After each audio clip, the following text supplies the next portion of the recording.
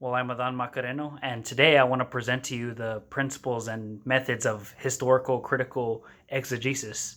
Now, these methods were particularly used from the medieval period following to the modern period when it comes to analyzing historical and ancient texts that allow the interpreter to discern how the text can be interpreted.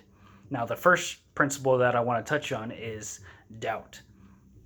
Now, doubt has served a great purpose in Western interpretation that has allowed room for skepticism on new discoveries and new knowledge by questioning old forms of tradition, whether they would be scientific, philosophical, or theological. The second one's going to be perspicuity and right reason. Now, according to the author Stanglin, the doctrine of perspicuity, I hope I'm saying that right, was generally coupled by the reformers that allowed them to have a reliance on the Holy Spirit. However, reason was still an important factor for the modern period. The interpreter would have to have a certainty on the objective truth behind the meanings of the text in order to come to an agreeable conclusion.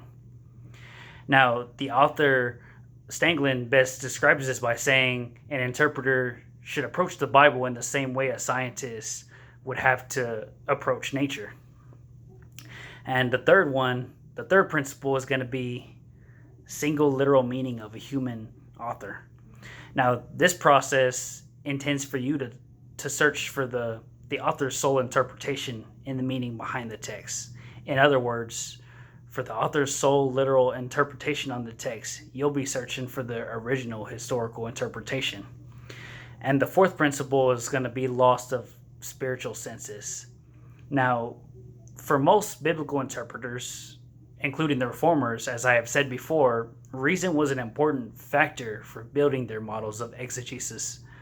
So, although we do need those spiritual senses to understand to give the Bible its credibility on its divine nature, a spiritual sense in this case was not a model for an exegesis. And the fifth principle was going to be uninspired and diverse.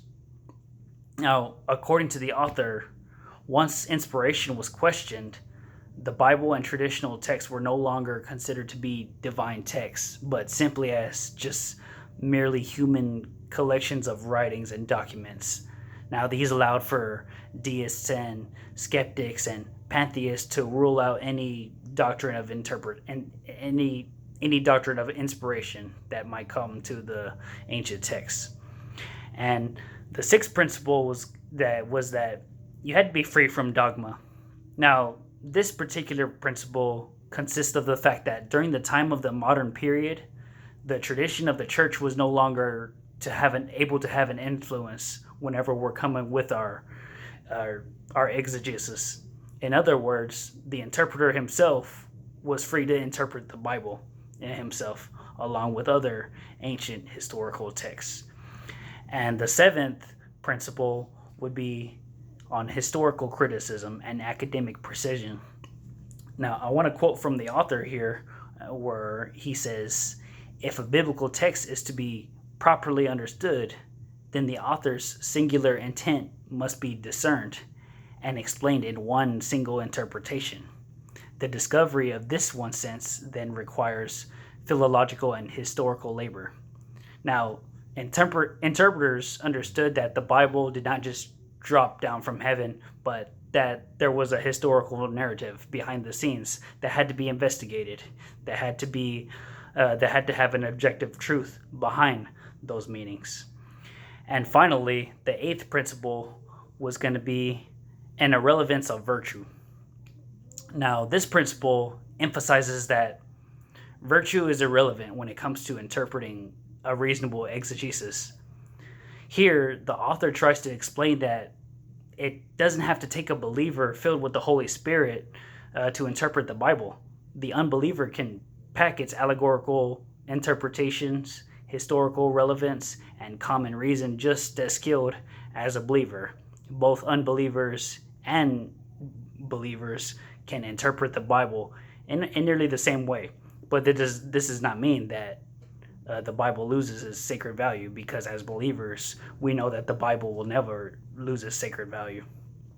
Now, next, I want to touch a little bit on the source criticism that was given to us in the video. Now, source criticism is a product of interpretation in which scholars look for historical perspectives on how they work together to create one text. And there are different types of source criticisms, but one I want to look at particularly is the documentary view of the sources. And according to the professor in the video on understanding source criticism, what a documentary view of the sources means is that the early critics believed that the entire records were brought together in order to form one text. And examples of these would be the Pentateuch and how it brings together the first 5 books of the Bible: Genesis, Exodus, Leviticus, Numbers, and Deuteronomy. Another one is the Gospels, of course: Matthew, Mark, Luke, and John. Thank you so much for listening.